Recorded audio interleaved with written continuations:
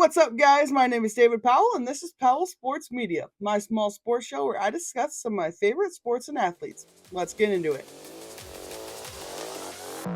Yeah. Today we're talking Chippewa football. I write for the football team for the newspaper. I've told you guys about that before, and I wrote the preview for the game that's happening tomorrow. So I figured I'd kind of do a video version of that article for all you guys on this audience on this channel. So yes, tomorrow the Central Michigan takes on Toledo in the final game of the regular season for both squads. The Chippewas have already clinched a bowl game for the first time since 2021, so all that's left for them to kind of fight for is actually to make a spot in the Mid-American Conference Championship game. There's still a path for them to make it. It's going to be a little bit difficult, and they're going to be relying on a couple other teams to lose. But there is still a shot. One thing is for certain, though, a win against Toledo on Saturday is a for sure. It needs to happen if the team wants to make the championship game. So if Central Michigan wins, there's two other things that have to happen.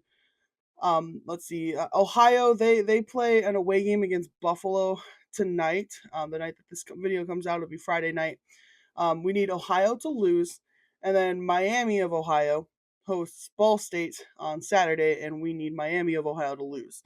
So basically, we need Ohio and Miami, Ohio to both lose. And if those two things happen and the Chippewas win, then the Chippewas will take on Western Michigan in a rematch. They've already played each other this season. It was a bummer of a finish for Chippewa fans. Western Michigan came out on top in that one. But if we could make the tournament game or the championship game, it'll be a rematch. So it'll be pretty interesting. Central Michigan is also taking Saturday. They're going to celebrate their seniors on Saturday. It's going to be cool and emotional, as head coach Matt Drinkle called it the other day when we talked to him. It's just going to be cool to celebrate these seniors that have meant so much to the team. I mean, head coach Matt Drinkle, he's talked about all season how the seniors mean so much to this team, how much they've them staying when the new coaching staff came in, how important that was to them. So it'll be cool to celebrate these guys and what they've done for the team. I kind of look at the opponent, Toledo. They come into the final game of the season with the same record, so we have the same record as them: 7-4 overall, 5-2 against conference opponents. Defense is very much a strong suit for the Rockets. They rank in the top four in most of the categories on the defensive side of the ball in the MAC. The team is first in the MAC in limiting scoring. They allow opponents only an average of 13 points per game. They've given up the least amount of touchdowns this season in the conference with 18. Yardage, it's a similar there. The Toledo only allows 240.9 yards per game to its opponents. Rushing defense in particular, that's definitely going to come into play on Saturday. Like I've talked about before, the run game is so important for the Chippewas. And of course, Toledo is ranked first in total yards allowed by opponents' rushing attack. Toledo, the Rockets, they only allow 92.2 yards per game. Central Michigan comes into the game having the third best rushing attack in the MAC. They gain an average of about 177.5 yards on the ground per game. So it's going to be an interesting matchup on that side of the ball. It's going to be interesting to see our strength versus their strength, and we'll see who can come out on top. On the other side of the ball, offense, the Rockets are almost just as good. They have the highest ranked offense in the conference in scoring, averaging 32.5 points per game. Passing attack is kind of their strength on their side of the ball. They average about 247.5 yards per game. They have 25 total touchdowns on the season through the air. So the passing attack for Toledo is going to be something that the Chippewas are going to have to cover tomorrow, and we'll see what happens. See if they can lock down their receivers.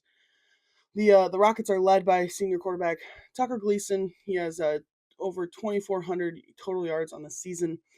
The rushing attack, there's two main running backs. Chip Trainum, he has 856 yards on the season, and junior Kenji Christian, he has 473 yards on the season.